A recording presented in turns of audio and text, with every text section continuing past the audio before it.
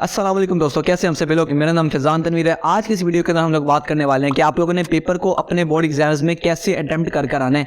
किस तरीके से हम एक बच्चा जो कि सिर्फ पेपर को अच्छी तरह याद कर गया है और दूसरा बच्चा जो कि याद करने के साथ पेपर को प्रेजेंट भी अच्छी तरीके से करना जानता है, तो किस तरीके से हम सेकेंड नंबर वाले बच्चे की तरह नंबर ले सकते हैं, कैसे हम एक अच्छा स्कोर कर आ सकते हैं। पेपर आता भी होगा हमें और हम उसको अच्छी तरह प्रेजेंट भी कर सकते हैं। और कुछ बच्चे प्रेजेंटेशन के अंदर कुछ मिस्टेक्स करते हैं, वो भी आज हम सीखेंगे कि हमने उस मिस्टेक्स को कैसे उनसे बचना है। तो चलिए इस वीडियो को स्टार्ट करते हैं। अब मैंने सबसे पहले यहाँ पर एक पेपर ले लिया। अब मैं आपको साथ कुछ मिस्टेक्स भी बताने वाला हूँ ताकि आपको तस्वीर के दोनों रुख नजर आए कि आपको क्या चीज करनी है, क्या चीज डूज है और क्या चीज डोंट्स हैं। ठीक है, तो उन दोनों बारे में आपको पता चले। सबसे पहला काम हम ये करेंगे, अब मैं ये चीजें आपको रियल प्रैक्टिकल करके भी दिखाऊंगा। ठीक है, हम सबसे पहले ये काम करेंगे, हम अपने पेज के ऊपर 1 इंच पे लाइन लगाएंगे। ठीक है, आपकी जो ये इतना हिस्सा होता है आपका, ठीक है, फिंगर का, ये ऑलमोस्ट 1 इंच होता है, तो आपने तकरीबन इतनी यहाँ पर क्या करनी है, एक मार्जिन लाइन ड्रॉ कर लेनी है। ठीक है, अब मैं बहुत डिटेल में चीजें बताने वाला हूँ। ठीक है, बहुत बारीकी वाले पॉइंट्स भी बताऊंगा। आपने सबसे पहले क्या करना है, सिंगल मार्जिन लाइन लगा लेनी है। ठीक है, अब कुछ बच्चे होते हैं जिनके पास 605 मार्कर जो होता है, जो मैं आपको यहाँ पर दिखा देता हूँ, ये वाला मार्कर, ये दरमियान से कट किया गया होता है। मैंने आपको अपनी एक वीडियो में बताया भी है कि आप किस तरीके से इस पे कट लगाकर इसको डबल मार्जिन लाइन वाला बना सकते हो, उससे आपका टाइम भी बच जाएगा। तो अगर तो आपके पास वो कटने वाला मार्कर है, आपने वो बना लिया है, तो आप डायरेक्ट एक मरतबा में जब लाइन लगाओगे तो अपने आप ही डबल मार्जिन लाइन होगी।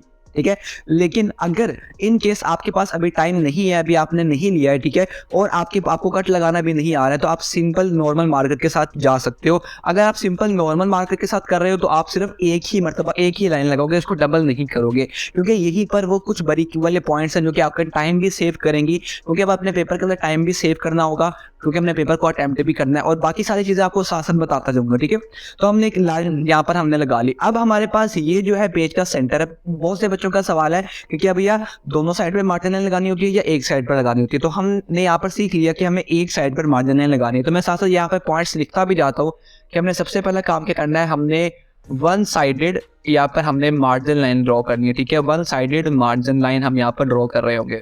इसके बाद सेकंड काम क्या करना है, हम लोगों ने ये हमारे पास इतना अब इस साइड पेज का, जिसके अंदर हम अपना काम करेंगे। इस पेज के अंदर आपने एज्यूम करना है, ठीक है, खुद से। ठीक है, हम यहाँ पर कोई रूलर के साथ यहाँ पर ऐसे मेजर कर रहे हो ना, ठीक है, आपने अंदाजन क्या करना है, आपने यहाँ पर लिखना है, ठीक है, सेंटर में कर पेज के सेंटर में कर आपने बड़ा सा कर लिखना है सब्जेक्टिव टाइप। ठीक है, अब मैं यहाँ पर तो सही तरह नहीं लिख पा रहा हूँ, लेकिन आप लोगों ने यहाँ पर पेज के सेंटर के अंदर आपने क्या लिख देना है, सब्जेक्टिव टाइप लिख देना है। ठीक है, अब हम यहाँ पे, अब आपको कैसे पता चलेगा कि पेज का सेंटर क्या है, तो आपने बस ये ख्याल रखना है कि साइड पर दोनों तरफ इक्वली स्पेस बचे। इसके बाद आपने इसके बिल्कुल नीचे एक लाइन छोड़कर उससे नीचे वाली लाइन में आप लोगों ने यहाँ पर लिखना है हमारे पास सेक्शन 1। ठीक है, आप पूछोगे कि भैया आप यहाँ पर इसको कैपिटलाइज क्यों नहीं कर रहे हो। ठीक है, तो अब हमारे पास यहाँ पर कुछ प्रेजेंटेशन के अंदर वेरिएशंस आती हैं, जिसके अंदर आप चाहो तो आप पहला वर्ड कैपिटल बाकी सारे स्मॉल लिख सकते हो। दूसरा काम आप ये कर सकते हो, आप पहला कैपिटल बाकी सारे जो है वो स्मॉल, जिस तरह आपकी मर्जी है। ठीक है, बेसिकली आपकी मर्जी है।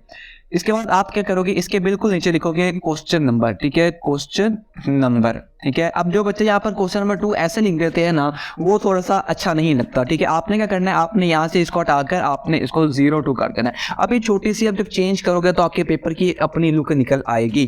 ठीक है, अब मैं यहाँ पर आपको जो चीज़ बताने वाला हूँ वो ये है कि आपने इसके आगे, अभी चीज़ें हम लोगों ने किससे लिखनी है, पहले मैं आपको ये बता देता हूँ। ये तीनों चीज़ें हम लोग यहाँ पर लिख रहे होंगे अपने 605 वाले मार्कर के साथ। ठीक है, और हमने एक और चीज़ जो कि वो यहाँ पर वो ये है कि आप लोगों ने इसको Q नंबर 2 इस तरह नहीं लिखना। ठीक है, जो बच्चे सिर्फ ऐसे क्यों लिखते हैं और आगे ऐसे लिख देते हैं, ऐसा आप लोगों ने नहीं करना। आपने प्रॉपर इसको यहाँ पर इस तरह बनाना है। चलिए, ये हो गया हमारा 605 मार्कर के साथ। अब हम क्या करेंगे, अब हम अपना 604 मार्कर, अब आपका 605 मार्कर का काम अभी तक यहाँ पर मुकम्मल हो चुका है। हमने क्या काम किया है, हमने मार्जिन लाइन और ये तीनों चीज़ें हमने अपना 605 मार्कर के साथ लिखी है, जो कि मेरे पास यहाँ पर पड़ा हुआ है। इसके बाद अगला काम जो हम करेंगे वो करेंगे अपने क्वेश्चन की हेडिंग देने का। हम सबसे पहले अपने क्वेश्चन का पार्ट नंबर लिखेंगे, जो पार्ट हम करना चाहते हैं। लेट्स से मैं पहले हमारा क्वेश्चन नंबर 3 जो है वो करना चाहता हूँ। ठीक है, पार्ट नंबर 3। अब मैं क्या करूँगा, मैं उसकी हेडिंग दूंगा। मैं यहाँ पर लेट्स से मैं यहाँ पर हेडिंग दे देता हूँ टॉर्क। ठीक है, लेट्स से मैंने ऐसी टॉपिक उठाया, टॉर्क की मैंने यहाँ पर लेफ्ट साइड पर हेडिंग देनी। कुछ बच्चे इसको यहाँ पर सेंटर में कर देते हैं, जो कि गलत है। ठीक है, इसको सेंटर में नहीं कर देना, आपने इसको साइड पर कर इसकी हेडिंग देनी है। ठीक है, हमने यहाँ पर हेडिंग दे दी। अब हेडिंग को हम अंडरलाइन भी कर रहे होंगे, इसको अंडरलाइन करेंगे हम 604 मार्कर के साथ। ये वाला जो हमने काम किया है, ठीक है, ये वाला जो काम है ये हमने किससे किया है, ये हमने किया है, यहाँ पर मैं लिख देता हूँ, ये काम हमने किया है 604 मार्कर के साथ। ठीक है, इसकी अंडरलाइनिंग और इसकी जो हमने यहाँ पर इसको लिखा है 604 मार्कर के साथ लिखा है। इसके बाद हम क्या करेंगे, अगर हम इसकी कोई डेफिनेशन लिख रहे हैं तो हम अगेन यहाँ पर साइडों पर 1-1 इंच की स्पेस को छोड़कर इतने हिस्से के अंदर, ठीक है, इतने हिस्से के अंदर हम लोग यहाँ पर अपनी जो भी अपनी डेफिनेशन है वो यहाँ पर दे रहे होंगे। ठीक है, अब आप लोगों ने देखा होगा जब हम कोई भी डेफिनेशन लिखते हैं तो एंड पर एक वर्ड आ रहा होता है जिसको हम बोलते हैं इज कॉल्ड, आगे अपनी हेडिंग का नाम जो भी हम डेफिनेशन दे रहे हैं। ठीक है, तो जब भी आप यहाँ पर हम कर रहे होंगे, हम डेफिनेशन दे रहे होंगे, हम लिखेंगे इज कॉल्ड। जब हम टॉर्क जो हमारे हेडिंग का वर्ड दोबारा जब रिपीट होगा तो हम उसको मार्कर के साथ लिखेंगे। बाकी सारे ही डेफिनेशन हमने पेन के साथ लिखी है, कोई भी इंपॉर्टेंट वर्ड को हमने अंडरलाइन नहीं किया डेफिनेशन के अंदर, हमने सारा पेन से लिखकर हमने जो मेन वर्ड आया उसको हमने क्या कर दिया, मार्कर के साथ लिख दिया। ठीक है, और हमने इसके साथ इन्वर्टेड कॉमास भी लगा दी। ठीक है, अब मैं यहाँ पर इस वाली लाइंस जो है इसको रिमूव कर देता हूँ। ठीक है, ताकि हमें पता चले कि एग्जैक्टली हमारा जो डेफिनेशन है वो कैसी लग रही होगी। ये काम आपने सिर्फ किसके लिए करना है, ये काम आपने सिर्फ करना है डेफिनेशंस के लिए। ठीक है, मैं इसको लिख देता हूँ यहाँ पे, सेंटर कर देना है आपने, सेंट्रलाइज्ड डेफिनेशंस आप लोगों ने यहाँ पर कर देनी है। इसके बाद अगली चीज हम कर रहे होंगे, अब लेट्स से आपका यहाँ पर सवाल जो है मुकम्मल हो चुका है। ठीक है, इसके फौरन बाद हम यहाँ पर क्या करेंगे, हम यहाँ पर इसकी कोई सेकंड जो हेडिंग है वो बनाएंगे। ठीक है, लेट्स से वो एग्जांपल, वो जो हेडिंग है वो या तो कोई एग्जांपल की हेडिंग हो सकती है, ठीक है, या तो कोई एग्जांपल हो सकती है, या तो वो कोई फॉर्मूला हो सकता है, या तो वो कोई SI यूनिट हो सकता है, या तो वो कोई डायग्राम हो सकती है।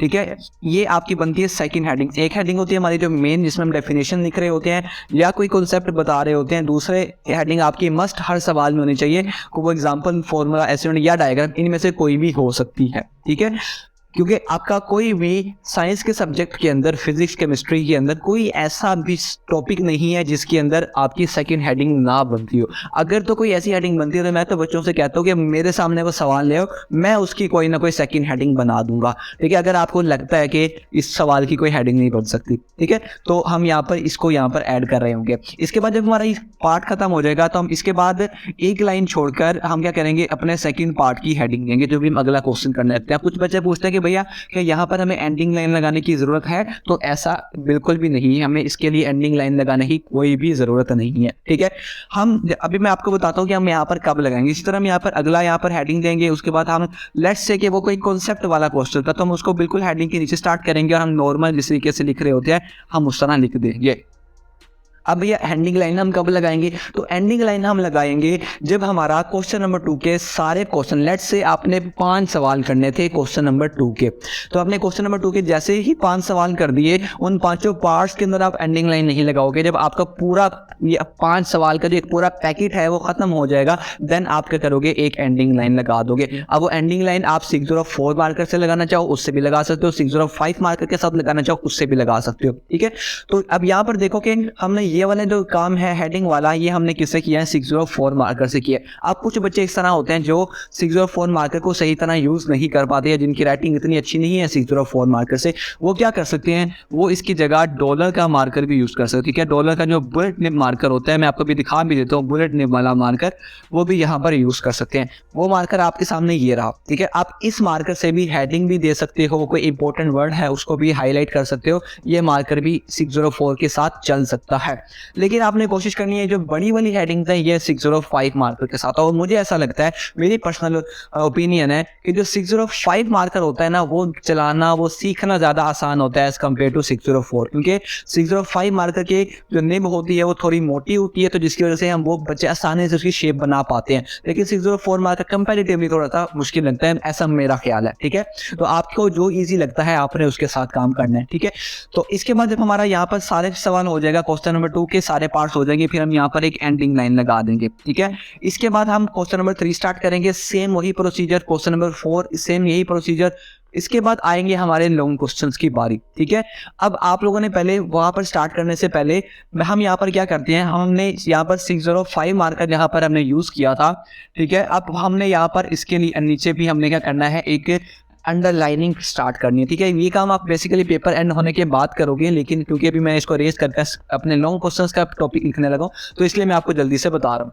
हम क्या करेंगे, यहाँ पर अपनी हेडिंग्स को यहाँ पर अंडरलाइन करेंगे। अब अंडरलाइन हम यहाँ पर इसको डबल करेंगे, ठीक है। डबल अंडरलाइन से मुराद है कि हम क्या करेंगे, हम इसको इस तरह अंडरलाइन कर रहे होंगे, ठीक है, एक मोटी और एक बारीक। वो भी हम किससे करेंगे, 605 मार्कर के साथ करेंगे। और यहाँ पर हमने हेडिंग को तो देख ही लिया था कि हम इसको 604 मार्कर से अंडरलाइन कर रहे थे। तो चलिए अब मैं इसको थोड़ा सा इरेज कर देता हूँ, ठीक है। यहाँ तक आपको समझ आ गया, आप चाहो तो स्क्रीनशॉट भी ले लो। अब हम बात करते हैं क्वेश्चन नंबर, जो हमारे लॉन्ग क्वेश्चन का पार्ट होता है उसको हम लोगों ने किस तरीके से करना है। तो यहाँ पर अब हम लोग बात करने वाले हैं अपने लॉन्ग क्वेश्चन की। तो लॉन्ग क्वेश्चन के अंदर हम क्या करेंगे, सेंटर में कर लिखेंगे सेक्शन नंबर 2, ठीक है। आपने इस तरह रोमन में सेक्शन नंबर 2 लिख देना है।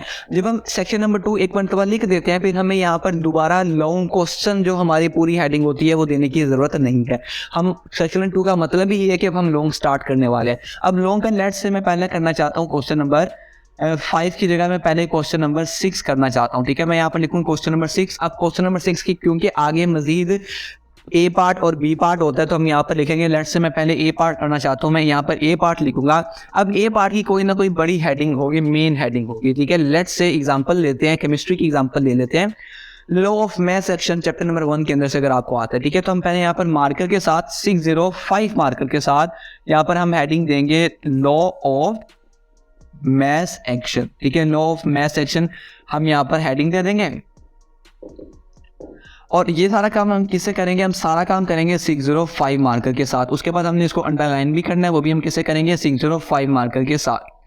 अब ये क्योंकि हमारे पास एक बड़ी हेडिंग है, मेन हेडिंग है, तो इसके साथ हम एक बुलेट यूज़ करेंगे जो कि आपके पास सिंपल एरो वाली बुलेट होती है, ठीक है। ये वाली बुलेट हम यूज़ करेंगे ताकि हमें पता चल जाए कि ये जो है ये एक मेन हेडिंग है। इसके बाद इसके नीचे हम इसकी डेफिनेशन या कोई स्टेटमेंट लिखेंगे, तो उसके साथ हम बुलेट यूज़ करेंगे सब हेडिंग के लिए ये स्टार वाली बुलेट, ठीक है। इसके अंदर हम लिख देते हैं लेट्स से स्टेटमेंट, ठीक है, क्योंकि इसकी स्टेटमेंट है, ठीक है। स्टेटमेंट की हेडिंग दे दी। इसके बाद हम यहाँ पर हेडिंग दे देंगे लेट्स से इसकी स्टेटमेंट भी है, क्योंकि सेंटर में करके लिखेंगे जैसे मैंने आपको पहले बताया। इसके बाद हम इसकी मजीद हेडिंग दे देते हैं इसकी लेट्स से डेरिवेशन, ठीक है। तो डेरिवेशन की मजीद हेडिंग हो गई। इस तरह करते करते हम इसकी हेडिंग्स बनाते जाएंगे।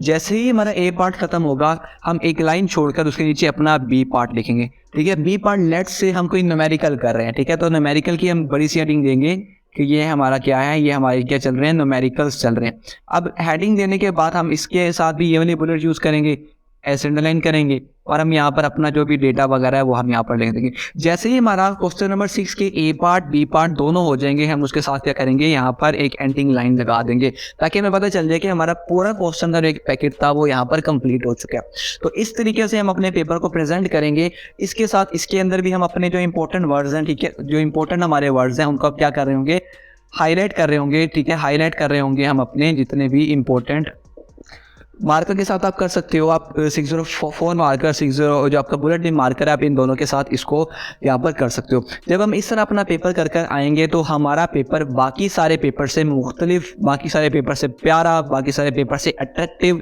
लग रहा होगा, ठीक है। और आपने एक चीज़ याद रखनी है कि एग्जामिनर्स के पास लाखों हज़ारों पेपर होते हैं चेक करने के लिए, ठीक है।